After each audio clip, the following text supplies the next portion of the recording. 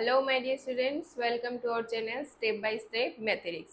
सो आज हम करने वाले हैं next topic, chapter number 2 lines and angles का अगला टॉपिक। लास्ट पार्ट में हम लोगों ने फिगर इट आउट कंप्लीट किया था, ठीक है, पेज नंबर 43 तक। आज क्या है, पेज नंबर 44 पेज नंबर के ऊपर आपका नेक्स्ट टॉपिक है mind the mistake mend the mistake. It means जो प्रोटेक्टर की हेल्प से हम लोग एंगल्स मेजर फाइंड कर रहे थे एंगल्स का, उसको फाइंड करने में बच्चे बहुत सारी मिस्टेक्स भी करते हैं, ठीक है। कुछ मिस्टेक्स यहाँ पे इन फिगर्स में गिवन है, अपने को पहचाना कि कौन सी मिस्टेक की गई है और उसको करेक्ट भी करना है, ठीक है।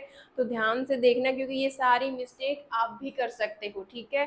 तो नॉर्मली जब हम प्रोटेक्टर से एंगल को मेजर करेंगे तो इस तरीके की मिस्टेक्स हो सकती हैं, ठीक है। सो ध्यान से देखना और समझना कि ऐसी मिस्टेक्स आपको नहीं करनी है। सो फर्स्ट फिगर है, देखो ये आपका प्रोटेक्टर है, ठीक है। और कहाँ पे रखा गया है ये प्रोटेक्टर, भाई एंगल तो ये वाला है, एक आर्म ये है, ये यू क्या है, वर्टेक्स है, दूसरी आर्म ये है। अब प्रोटेक्टर को देखो कहाँ पे रखा, वर्टेक्स को कहाँ पे रखते हैं, जो एंगल की वर्टेक्स है वहां पे प्रोटेक्टर का सेंटर, तो सेंटर तो सही रखा है इसने। लेकिन देखो ये जो बेस है प्रोटेक्टर का, इसको एक आर्म के साथ अलाइन करवाना होता है, चाहे तो इसके साथ चाहे तो इसके साथ, कोई के साथ भी नहीं करवाया। इट मीन्स गलत तरीके से प्रोटेक्टर यूज किया है ना इसने, तो इट मीन्स ये वाली वैल्यू इसकी गलत है। करेक्ट कैसे करेंगे, देखो एक आर्म को हम अलाइन करवाएंगे, ये यू वर्टेक्स तो सेंटर में है, ठीक है। एंगल की ये वाली आर्म को करवा देते हैं अलाइन, ये देखो हो गई।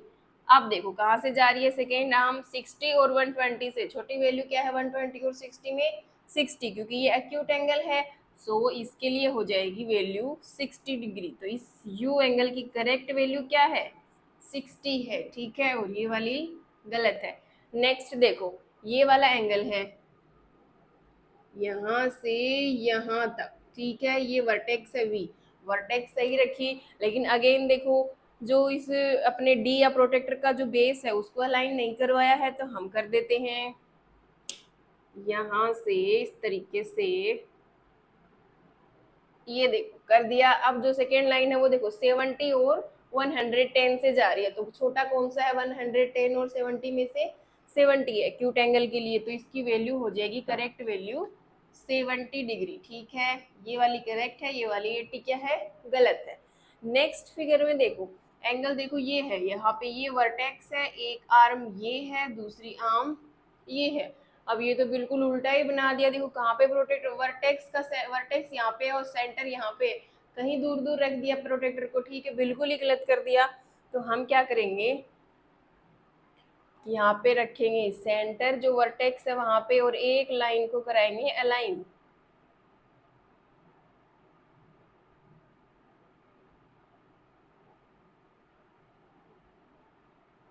इस तरीके से हो गया। अब देखो ये जो लाइन है सेकेंड आर्म है वो कहाँ से जा रही है, 72 और 73 से, दोनों को ही कवर करिए, मोटी लाइन है ना, तो 73।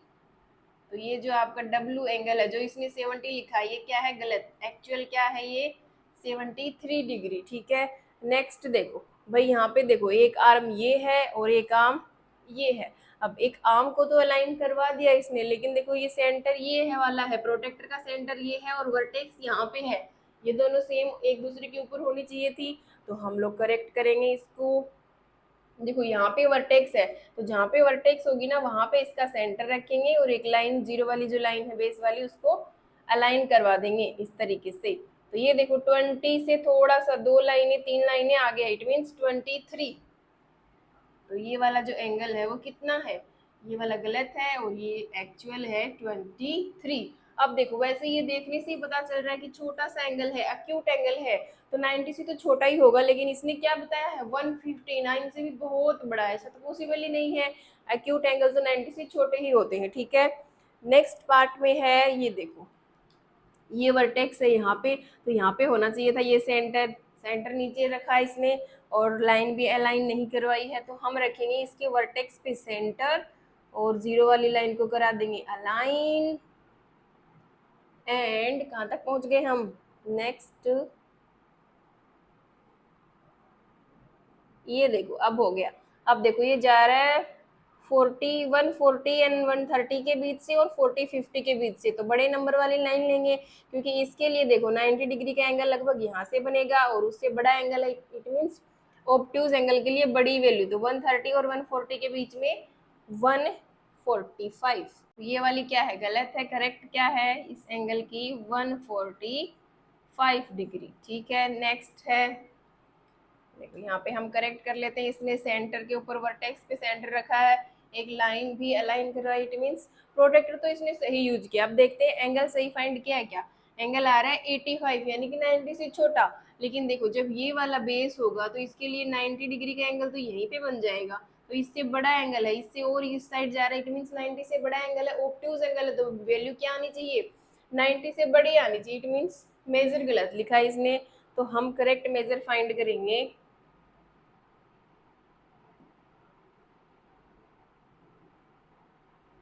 ये सेंटर पे हम रखेंगे इसकी वर्टेक्स और इसको अलाइन करवाएंगे, तो ये आएगा यहाँ से, देखो कहाँ से जा रहा है, 100 और 110 के बीच से जा रहा है, तो 105, क्योंकि बड़ी वाली वैल्यू देखनी है अपनी को, छोटी वाली नहीं, ये गलत है और इसकी करेक्ट वैल्यू है 105 डिग्री। ठीक है, तो सारी ही गलतियां नॉर्मली बच्चे करते हैं, सिर्फ ध्यान रखना है कि हमेशा जो एंगल का वर्टेक्स होगा ना, चाहे कहीं भी हो, उस वर्टेक्स के ऊपर इसका सेंटर रखना है, ये वाला जो ये वाला पॉइंट होता है ना, ये वाला पॉइंट रखेंगे सेंटर पे। ठीक है, ये वाला सेंटर पॉइंट है इसका आपके प्रोटेक्टर का। ठीक है, और जो एंगल की एक आर्म होगी, कोई भी एक आर्म, उसको जीरो वाली लाइन, प्रोटेक्टर की जीरो वाली लाइन होती है बेस लाइन, उसके ऊपर अलाइन करवाना है। ठीक है, फिर अपने आप करेक्ट वैल्यू मिल जाएगी। ठीक है, और ये एक्यूट ऑब्ट्यूज का भी ध्यान रखना कि 90 से छोटा होगा कि 90 से बड़ा होगा।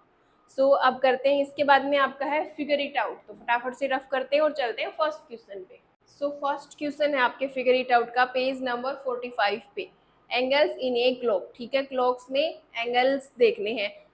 फर्स्ट पार्ट है, the hands of a clock make different angles at different times at 1 o'clock the angle between the hands is 30 degree y, यानी कि 1 o'clock, ये फर्स्ट वाली जो आपको वॉच दिख रही है, इसमें देखो एक हैंड 1 पे है, दूसरा हैंड 12 पे है, यानी 1 o'clock हुआ है, 1 बजा हुआ। ठीक है, अब इन दोनों के बीच में जो एंगल है वो कितना है, 30 डिग्री है। क्यों है 30 डिग्री, कैसे आया 30 डिग्री, कैसे पता चला, देखो ये क्या है, ये वाला एंगल फाइंड करना है, ये वाला क्या है 30 रहा है ये एंगल, क्यों, देखो ये फुल टर्न है, इसको ऐसे करें तो ये क्या है फुल टर्न, फुल टर्न कितने की होती है भाई, ये फुल टर्न है, ये कितने की होती है 360 डिग्री की। ठीक है, अब इस फुल टर्न के इक्वल पार्ट करने हैं हमको। ठीक है, तो ये घड़ी जैसी है, तो यहाँ पे होता है 12 6, इधर 3 9 10 11 1 2, इधर 4 5 7 8। ठीक है, तो देखो ये एक 11 वाला पार्ट हो गया, ये 1 का, ये 2 का, ये 3 का, ये 4 का, 5 का, 6 का, 7 8 9 एंड 10, कितने पार्ट हो गए, 360 डिग्री के जो एंगल है उसके कितने फुल टर्न के कितने पार्ट हो गए, 12 पार्ट हो गए यहाँ पे, तो 360 को 12 से डिवाइड कर देंगे।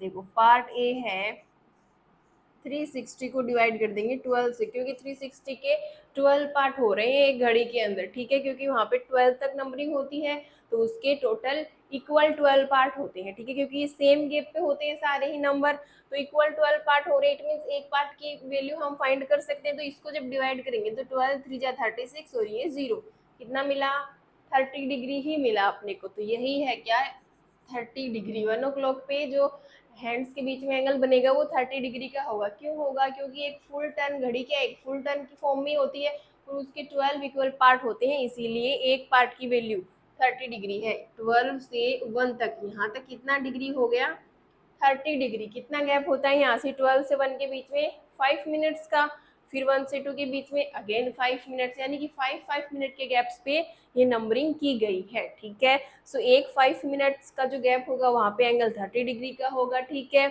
अब second B part, what will be the angle at 2 o'clock and at 4 o'clock and 6 o'clock। तो सबसे पहले 2 o'clock देख लेते हैं, सेकेंड वॉच देखो यहाँ पे एक हैंड 2 पे है, एक 12 पे, 2 o'clock है, ये वाला एंगल फाइंड करना है। तो देखो 12 से 1 तक कितना था 30, 5 मिनट के गैप पे 30, नेक्स्ट 1 से 2 भी कितना है 5 मिनट का गैप है, तो यहाँ पे भी क्या होगा 30 होगा। तो ये 12 से 2 तक ही पूछा था, तो 30 + 30 60 डिग्री। तो पार्ट बी में हम करेंगे 2 o'clock के ऊपर कितना हो जाएगा, 2 o'clock पे एंगल हो जाएगा 30 + 30 60 डिग्री, ठीक है। नेक्स्ट है 4 o'clock, जो थर्ड वॉच है उसको देखो, एक हैंड 12 पे एक 4 पे, ये वाला एंगल फाइंड करना है अपने को, ठीक है। तो यहाँ तक 30, 12 से 1, 1 से 2 30, 2 से 3 भी 30, 3 से 4 भी 30, कितने 30, 1 2 3 4, 30 इंटू 4, या फिर आप ऐसे भी लिख सकते हो 30 + 30 + 30 + 30, कितना आ जाएगा 120 डिग्री। नेक्स्ट है 6 o'clock। अब ये तो बिल्कुल ही सिंपल है, हम अपनी तरफ से बना लेते हैं। ये क्या है आपकी वॉच है, यहाँ पे 12 होता है, यहाँ पे 6 होता है, यहाँ पे 3, यहाँ पे 9, बाकी बीच में सारे नंबर्स। तो 12 6 o'clock इट मीन्स एक हैंड यहाँ पे होगा और एक 12 पे, यानी कि ये वाला एंगल फाइंड करना है। तो ये तो पता ही है अपने को भाई, स्ट्रेट लाइन के ऊपर ये एंगल फॉर्म हो रहा है, तो स्ट्रेट एंगल कितना होता है 180, तो सीधे सीधे ही लिख देंगे कि स्ट्रेट एंगल फॉर्म हो रहा है इसीलिए 180। नेक्स्ट पार्ट है explore other angles made by the hands of a clock, यानी कि और एंगल्स को भी अपने को एक्सप्लोर करना है जो इसके हैंड्स, जो आपकी क्लॉक होती है उसके हैंड से बने होते हैं, ठीक है। तो आप 9 का ले लो, ठीक है। यहाँ पे 10 11 7 8 1 2 4 5, 9 का ले लो आप, तो एक हैंड 9 पे हो जाएगा, एक 12 पे हो जाएगा। तो देखो 9 से 10 5 मिनट का गैप है 30, 10 से 11 अगेन 30, 11 से 12 अगेन 30, 3 30 इट मीन्स 90। तो हमने 9 o'clock पे चेक किया है, कितना मिला है अपने को 90 डिग्री, ठीक है। और कहाँ पे चेक करोगे, 10 o'clock पे चेक कर लो, तो ये वाली जो सुई है वो 10 पे आ जाएगी। तो 10 से 11 और 11 से 12, 2 30 यानी कि 60। 10 o'clock पे हमने चेक किया तो 60 डिग्री, ठीक है। ऐसे बहुत सारे एंगल्स हैं, 4 पे चेक कर सकते हो, 3 पे 5 पे 7 8, ठीक है, बहुत सारे हैंड्स हैं, तो किसी पे भी चेक कर सकते हो। और एंगल्स हर 5 मिनट के गैप पे 30 30 का एंगल, तो जितने भी 30 बन रहे हैं उनको ऐड कर दो, ठीक है। सो अब करते हैं सेकेंड क्वेश्चन। नेक्स्ट क्वेश्चन है the angle of a door, यानी कि एक डोर पे भी एंगल फॉर्म होता है। It is possible to express the amount by which a door is opened using an angle. What will be the vertex and what will be the arms of the angle? यानी कि एक door को जब हम लोग open करते हैं तो क्या वहाँ पे कोई एंगल फॉर्म होता है, तो जो स्पेस को यूज करके एंगल फॉर्म होता है उस एंगल की आर्म्स और वर्टेक्स की नेमिंग करनी है या बताने हैं, ठीक है। तो देखो सिंपली ये वाला डोर है, ठीक है, ये यहाँ से पहले क्लोज था, फिर यहाँ से इसको ओपन कर दिया, तो ये हो गया इसका बेस, ठीक है। ये क्या हो गया, बेस हो गया, ठीक है। अब ये डोर यहाँ से ओपन हुआ है ना, तो कौन सा एंगल फॉर्म हो रहा है, ये वाला एंगल। तो इस वाले एंगल की क्या बतानी है, आर्म्स और वर्टेक्स, तो नेमिंग कर दो। ये हो गया ओ, ये हो गया पी और ये पॉइंट हो गया क्यू। तो यहाँ पे वर्टेक्स क्या हो जाएगी आपकी ओ, एंड आर्म्स हो जाएंगी पी ओ एंड क्यू, ठीक है। आर्म्स और वर्टेक्स बता दिया, एंगल भी समझ में आ गया कि कहाँ पे फॉर्म हो रहा है, हम देख पा रहे हैं एंगल को, ठीक है। सो करते हैं नेक्स्ट क्वेश्चन। नेक्स्ट क्वेश्चन है Vidya is enjoying her time on the swing, ठीक है। She notice that the greater the angle with which she starts the swinging, the greater is the speed achieves on her swing, but where is the angle? Are you able to see any angle? क्या बोल रहे हैं question में कि विद्या जो है वो क्या कर रही है, स्विंग कर रही है, ठीक है, यानी कि एक झूला है, ठीक है, स्विंग कर रही है उसके ऊपर, और उसने ये रियलाइज किया कि जितना वो एंगल बड़ा स्टार्ट करती है, ठीक है, उतना ही ज़्यादा उसकी स्पीड आती है, यानी कि जितना वो पीछे से स्टार्ट करती है स्विंग करना उतना वो स्पीड से आगे जाती है, फिर और जितना पीछे से स्टार्ट करेगी और उतना स्पीड से आगे जाएगी, ठीक है। लेकिन अपने को बताना है कि ये एंगल कहाँ पे है, क्या हम इसको देख पा रहे हैं, ठीक है। सो देखो ये रस्सी है और ये यहाँ से स्विंग कर रही है, ठीक है। सो ये वाला है इसका बेस, ठीक है। अब ये वाली रस्सी है और ये वाला बेस है, इसके बीच के एंगल की बात हो रही है, ये वाला एंगल है, हम देख पा रहे हैं। अब जितना बड़ा ये एंगल स्टार्ट करेगी, यानी कि ये अपने यहाँ से स्टार्ट किया इसने, अगर ये रस्सी को यहाँ तक यानी कि और पीछे लेके जाती, यहाँ से स्टार्ट करती, तो ये एंगल इतना बड़ा बनता, तो जितना बड़ा ये एंगल बनेगा उतनी इसकी स्पीड ज़्यादा होगी, ठीक है। फिर अगर ये और पीछे से स्टार्ट करती यानी कि ये और भी बड़ा एंगल बनता तो और तेज़ी से या और स्पीड से आगे आती, ठीक है, स्विंग में, ठीक है। तो यही वाले एंगल की बात हो रही है जिसको हम क्लियरली देख पा रहे हैं, ठीक है। सो इसकी नेमिंग वेमिंग कुछ पूछा नहीं है, तो सिर्फ आप एंगल फॉर्म कर देना ऐसे, ठीक है। अब करते हैं नेक्स्ट क्वेश्चन। नेक्स्ट क्वेश्चन है, here is a toy with slanting slabs attached to its sides. The greater the angle or slopes of the slab, the faster the ball roll. Can angle be used to describe the slope of the slabs? What are the arms of each angle? Which arm is visible and which is not? यानी कि ये एक toy है, ठीक है, आपकी book में given है। अब इस पे स्लोप्स बने हुए हैं, जैसे कि ये स्लोप बना हुआ है, फिर ये इस तरीके से क्या है, स्लोप्स बने हुए हैं। तो जितना ये स्लोप का जो एंगल है स्लेब के साथ जितना ग्रेटर होगा, जितना बड़ा होगा, बॉल क्या है उतनी तेजी से नीचे आएगी, ठीक है। फॉर एग्जाम्पल ये स्लोप जितना इस तरीके से स्लोप है, ठीक है, तो यहाँ से बॉल को ड्रॉप करेंगे तो वो धीरे धीरे आएगी। जितना इसको मतलब इस तरीके से था, जितना इसको ऐसे करते जाएंगे, ठीक है, एंगल को बढ़ाते जाएंगे ये वाले एंगल को, तो जितना ये यहाँ से थोड़ी धीरे आएगी, फिर और तेज आएगी, और ऐसे कर देंगे तो बिल्कुल सू करके आएगी, ठीक है। तो इट मीन्स कौन से एंगल की बात हो रही है, स्लोप का जो एंगल है स्लेब के साथ उस एंगल की बात हो रही है, ठीक है। तो ये स्लोप है आपका, और ये मान लेते हैं स्लेब वाला एंगल यहाँ पे, ठीक है, इस तरीके से। तो ये इमेजिनरी पार्ट है, हम देख नहीं पा रहे हैं इसको, ठीक है, ये टॉय के ऊपर दिखाई नहीं दे रहा, ठीक है। सो ये इमेजिनरी पार्ट है, यहाँ पे इसका बेस लेंगे तो ये स्लोप के साथ जो एंगल ये फॉर्म होगा, जितना बड़ा होगा ना उतनी तेजी से बॉल यहाँ से नीचे आएगी, ठीक है। फिर नेक्स्ट स्लोप है ये, तो इसका ये वाला पार्ट हो जाएगा, यानी कि ये एंगल जितना बड़ा होगा, फिर नेक्स्ट स्लोप के लिए ये वाला एंगल, फिर नेक्स्ट के लिए ये वाला एंगल, यानी ये जो एंगल मैंने मार्क किए हैं ये जितने बड़े होंगे उतनी तेजी से बॉल ड्रॉप होएगी नीचे, ठीक है। सो अब क्या करना है, अपने को आर्म्स बतानी है कि कौन सी आर्म्स विजिबल है, कौन सी विजिबल नहीं है, नॉट विजिबल, ठीक है। तो इनकी नेमिंग कर देते हैं, ए बी, इस पॉइंट को सी, इस पॉइंट को डी, ये ई, फिर एफ, और यहाँ पे जी, एच एंड आई। यहाँ पे भी नेमिंग कर देते हैं, यहाँ पे सपोज पी हो गया ये वाला पॉइंट, ये वाला हो गया क्यू, और ये वाला हो गया आर, ठीक है।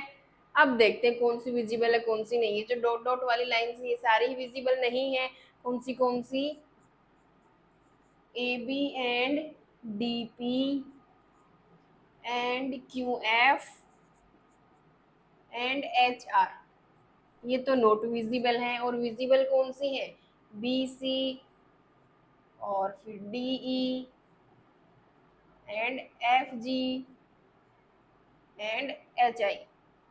तो ये वाली विजिबल आर्म्स हैं, ठीक है, और ये वाली नॉट विजिबल, ठीक है। तो हमने बता दिया कौन सी विजिबल है कौन सी आर्म्स नॉट विजिबल, और एंगल्स भी देख पा रहे हैं हम क्लियरली, ठीक है। सो अब करते हैं नेक्स्ट क्वेश्चन। नेक्स्ट क्वेश्चन है, observe the images below where there is an insect and its rotated version, ठीक है। ये कुछ दो इंसेक्ट्स गिवन और इनका रोटेशन गिवन है अपने को, ठीक है। Can angle be used to describe the amount of rotation, how, what will be the arms of the angle and the vertex, ठीक है। अब इनके रोटेशन पे जो एंगल फॉर्म हो रहा है उसकी आर्म्स और वर्टेक्स भी बतानी है, और क्या उस एंगल की हेल्प से कितना रोटेशन हुआ है वो बता सकते हैं, यानी कि एंगल का मेजर भी बताना है, ठीक है। सो देखो यहाँ पे देखते हैं पहले वाले इंसेक्ट को, देखो ये पहले इस तरीके से था, ठीक है, सीधा था ना इस तरीके से, और फिर ये इस तरीके से हो गया, ठीक है, यानी पहले ऐसे था और फिर ये ऐसे हो गया, ठीक है। सो देखो ये इस तरीके से कैसा एंगल फॉर्म हो रहा है, देखो यहाँ पे देखो इस तरीके से, ये पहले सीधा और इस तरीके से ये वाला एंगल था पहले, ठीक है, ये वाला एंगल बन रहा था पहले, ठीक है। अब इस एंगल को ऐसे कर दिया इसको, यानी कि ये इस तरीके से हो गया, इस तरीके से फॉर्म हो गया ये वाला एंगल, ठीक है। फिर उसकी नेमिंग कर देते हैं ए ओ बी, ठीक है, इस तरीके से।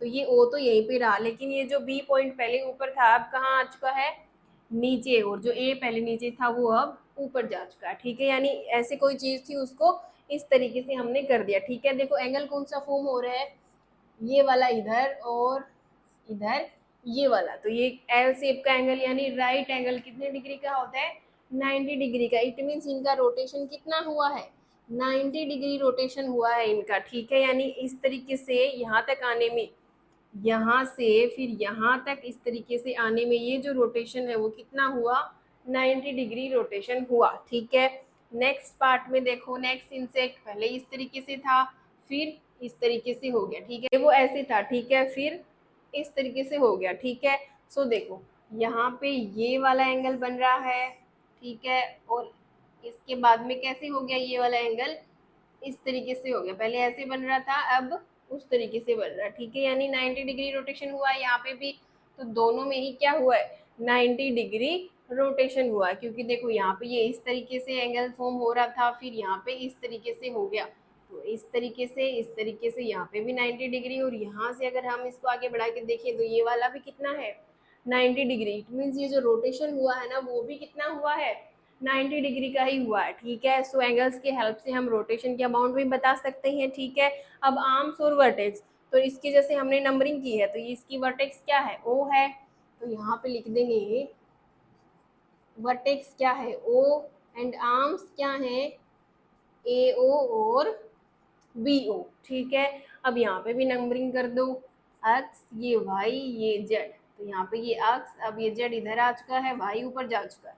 सो नेक्स्ट वाले पे भी वर्टेक्स क्या हो जाएगी आपकी एक्स, और आर्म्स क्या हो जाएंगी